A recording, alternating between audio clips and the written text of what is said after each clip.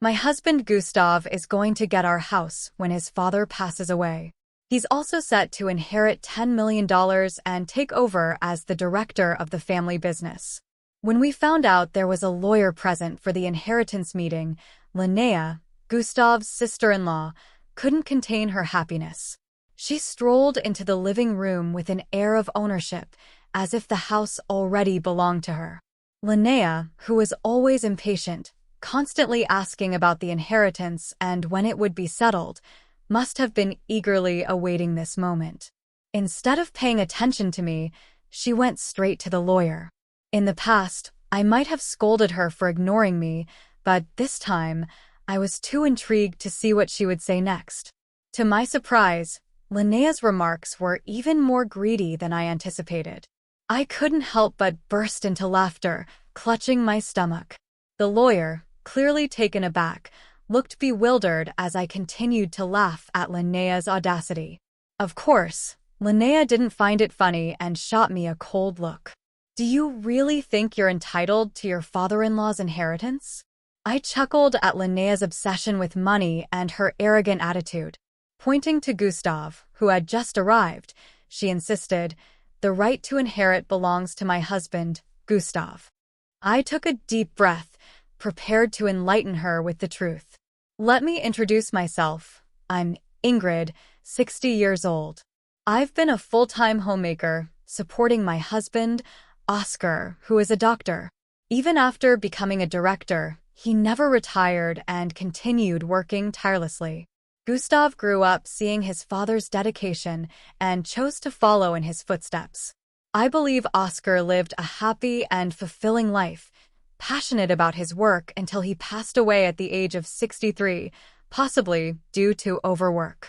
At his funeral, it was clear how much Oscar was loved and respected. Colleagues, subordinates, and even former patients came to pay their respects. Despite not knowing the details of his work, I felt reassured knowing he had lived a life without regrets. Amidst the solemn atmosphere of the funeral, Lena, Gustav's sister-in-law, seemed out of place, almost relieved by her father-in-law's passing.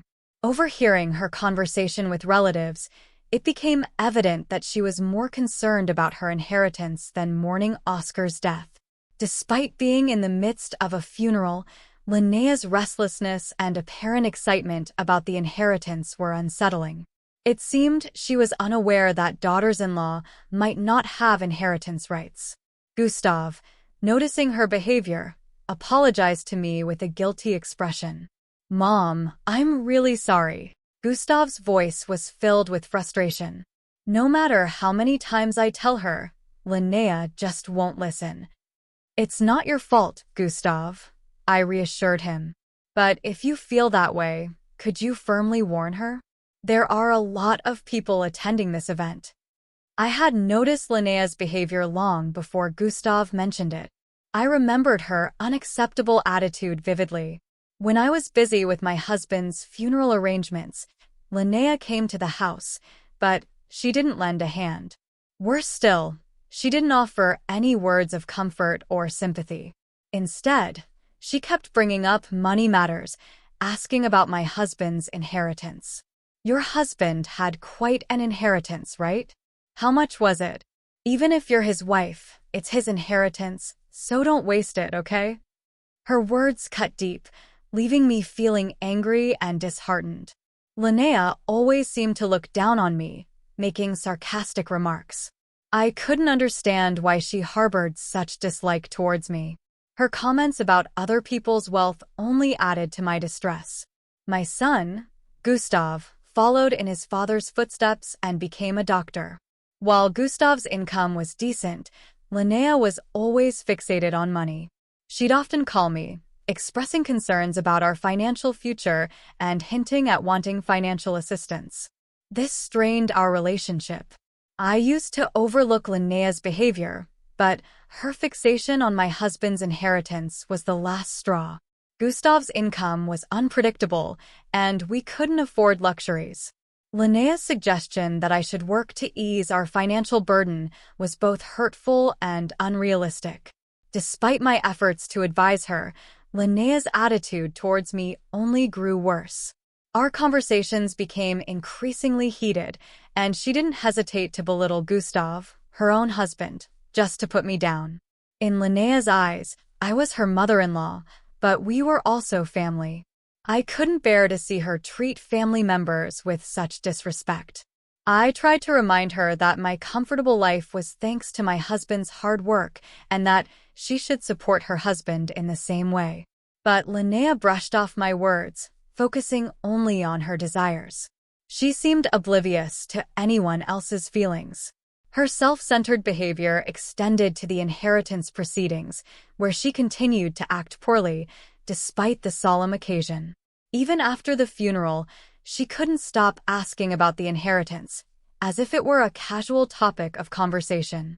I tried to explain to her that these things take time, but she either didn't understand or didn't care.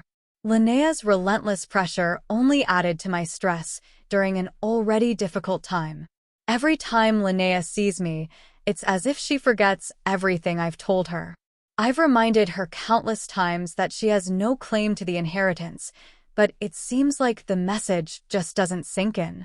Whether she genuinely believes that Gustav's money will become hers, or if she's plotting some other scheme, she's convinced she's going to inherit a fortune. After having discussions with Gustav, or rather, manipulating conversations to her advantage, she likely intends to secure a portion of the inheritance. If it were solely a family matter involving Gustav, I might not have intervened. However, Linnea crossed a line when she attempted to take valuable items from our home. "Linnea, what are you doing?" "That's my necklace." I protested, but she brushed off my concerns. "Oh, come on. Don't be so stingy. We're family, so it's okay, right?" Her nonchalant attitude left me speechless. "I can't be friends with someone who would steal from me," I retorted. But Linnea remained unfazed. "Fine then. I'll take it as an advance on the inheritance." "That's okay, right? I'm being patient here." No matter how many times I warned her against acting recklessly, she refused to listen. The moment she took my cherished necklace, a gift from my late husband, I reached my breaking point. From then on, I refused to open the door for her. Despite Gustav's frequent apologies on Linnea's behalf, he couldn't control her actions. I lost hope in expecting anything from either of them. The loss of my necklace wasn't the only pain I endured. Linnea's malicious behavior extended to spreading rumors about me to others, portraying me as the villain. What hurt the most was discovering a letter in our mailbox addressed to Gustav and his wife. It turned out to be Linnea's credit card bill, filled with extravagant expenses from luxury restaurants and online shopping. I was appalled by her reckless spending. When I confronted Gustav about it, hoping for some explanation, his response shocked me. "I have no idea. She always talks about her income to me." "Is everything okay?" he asked, oblivious to the gravity of the situation. Feeling betrayed, I couldn't fathom why he would think I'd assist them when he couldn't even retrieve the stolen necklace from his own wife. His request for financial help felt like a slap in the face. "I've already done my part in supporting you as a parent. Why would an adult like you burden their parent and ask for help?" I exclaimed, frustrated by his obliviousness. Linnea's bold actions, coupled with Gustav's inability to confront her, made me realize the truth behind the saying, "A thief acts boldly after committing theft." Gustav, you and Linnea are like two peas in a pod. "I'm cutting ties. Stay away from me," I declared over the phone, my anger palpable. But from Gustav's casual response, it was clear he didn't take me seriously. Furious, I hung up and tossed the bill Linnea had left into the trash. The idea that she might have deliberately put it in our mailbox, assuming I'd foot the bill, was unbelievable. It made me question her integrity as a person. As I stared at my late husband's photo, frustration clouded my thoughts. Is there really a way to get the inheritance, Oscar? What should I do? I found myself asking, seeking guidance from the one person who wasn't there to answer. Lost in a whirlwind of emotions, anger, disappointment, and insecurity, I struggled to find clarity. Was it right to proceed with the inheritance amidst all this turmoil? In my confusion, I inadvertently sabotaged the proceedings. Despite my frustration with Gustav and Lena's behavior, I pressed on alone with the inheritance proceedings. But perhaps my emotions reached my late husband as I discovered he had left a will. Reading his words, I felt a surge of determination to protect myself and right the wrongs. I'm glad Oscar was on my side after all. Thank you, I whispered, holding back tears as I clutched the will to my chest. With newfound resolve, I vowed not to let Gustav and Lena dictate my fate any longer. Deciding to bide my time for the perfect moment to strike back, I momentarily forgot about Lena's bill. But her reminder brought me back to reality. Her audacity to demand payment despite the unresolved inheritance infuriated me. Why do you think you're entitled to the inheritance? Stop joking. I retorted, incredulous at her presumption. But Lena brushed off my objections with a smirk, insisting Gustav deserved the inheritance as the eldest son. Despite her arrogance, I kept a crucial detail to myself. It was their problem if they failed to realize it on their own. I waited patiently, watching for the perfect opportunity to reveal the truth. Finally, that moment arrived. With the lawyer's assistance, I executed my plan, ensuring justice prevailed in the end. I decided to reach out to Gustav once the legal procedures were complete. It was a routine step, but as expected, Lena showed up at my doorstep with a triumphant smile. I purposely left the door unlocked, and as she barged in, I struggled to contain my amusement. I've been waiting for this moment for so long. Lena, what brings you here? Is this gentleman the lawyer? I teased, gesturing to the lawyer seated before me. But Lena ignored me completely, heading straight for the lawyer without a word. Normally, I would have scolded her for such rude behavior, but this time, I held back and watched. As she turned her back on me and approached the lawyer, I couldn't help but feel a sense of anticipation. What would she say next? Finally, we'll inherit this house, $10 million, and the director's position because Gustav is the eldest son, Lena declared confidently. Her greediness surpassed even my expectations, and I couldn't help but burst into laughter. The incredulous look on the lawyer's face only added to the hilarity. Of course, Lena didn't find the situation amusing. What's so funny? Are you upset that we're taking the inheritance? She snapped. No, why would I be upset? But $3 million? Where did you come up with that amount? I chuckled, genuinely amused by her obsession with money. But it seemed Lena wasn't amused by the idea of me inheriting either. How many times do I have to tell you? Since you don't have much longer to live, don't do anything reckless, she retorted sharply, wearing the necklace she had stolen from me. I refused to let her take anything else from me. With determination, I decided not to lose to someone so self-centered, greedy, and obsessed with money. I clenched my fist, ready to stand my ground. As Lena pointed to Gustav, claiming the inheritance belonged to him, I took a deep breath, ready to reveal the truth. There shouldn't be any inheritance for you two to claim, Gustav. Isn't that right? I stated firmly. Confusion clouded Gustav's face. What do you mean, Mom? Oh, don't you remember? I challenged him, but Lena's reaction was even more surprising. What are you talking about? Wasn't that resolved a long time ago? She interjected. I couldn't believe her audacity. Wait a minute, what do you mean resolved? I questioned, taken aback by her apparent ignorance. It seemed they had forgotten or conveniently ignored the truth. So, I decided to lay it all out for them. Gustav had been married to another woman before Lena, with whom he had a child. Despite this, he had an affair with Lena and eventually married her, hiding the truth until it came to light. When Gustav came to me, begging for help because he couldn't afford the alimony and child support payments on his own. I was stunned. Gustav, what were you thinking? I never imagined you would stoop this low. I scolded him. But he insisted he had no other choice if he wanted to marry Lena. What are you saying? You're the one who committed the wrongdoing. Even if you're my son, don't expect me to pay for your mistakes, I retorted, exasperated by his excuses. I urged him to take responsibility and sort out the mess he had created. Why can't you help me even a bit? As a doctor, you're constantly working and must have some money to spare, right? Gustav audaciously remarked, provoking my husband's anger to its peak. In a moment of frustration, my husband decided to prioritize his grandchild's well-being over his feelings as a parent.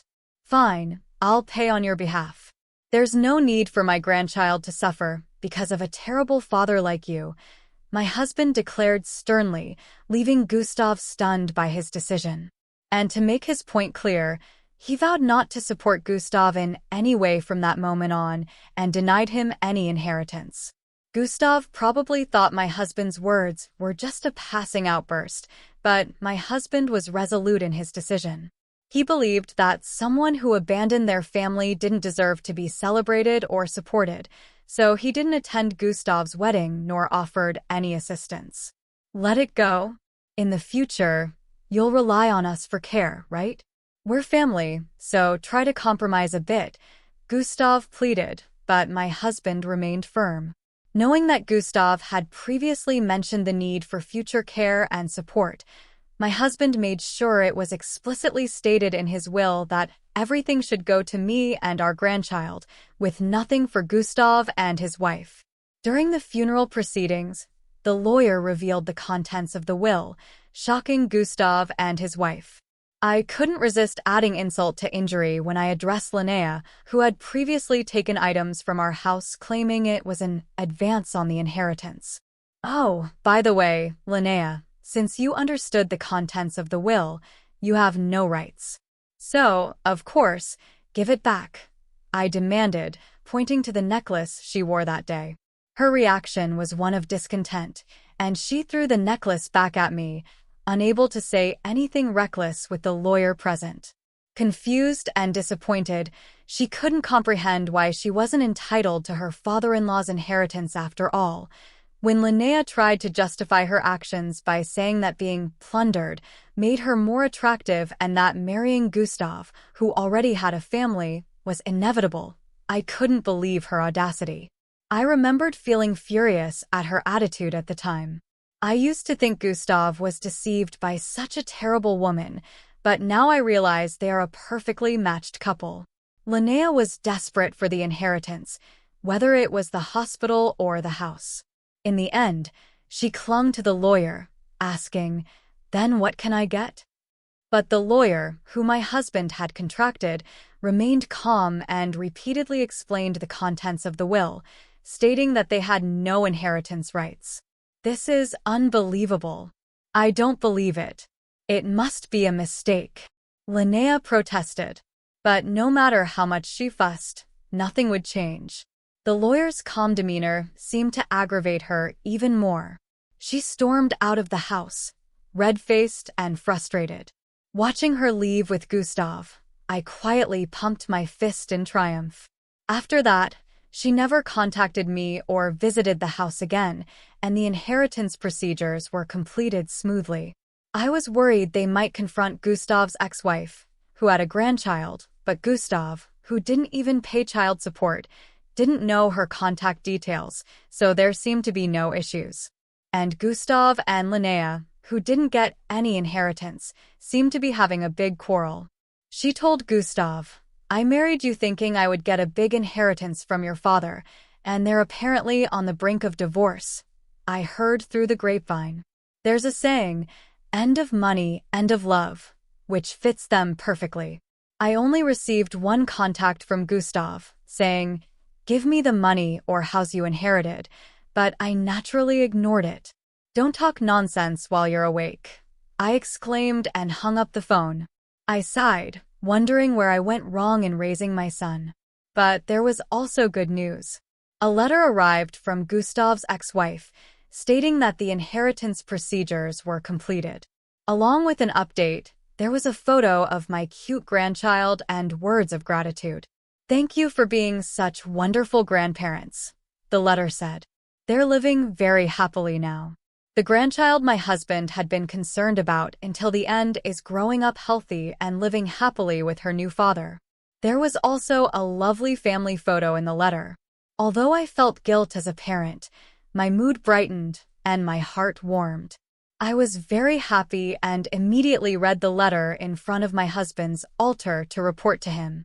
Despite being continuously disappointed by Gustav's actions and words, reporting about the grandchild always brought a smile to my face, and I felt happy and satisfied.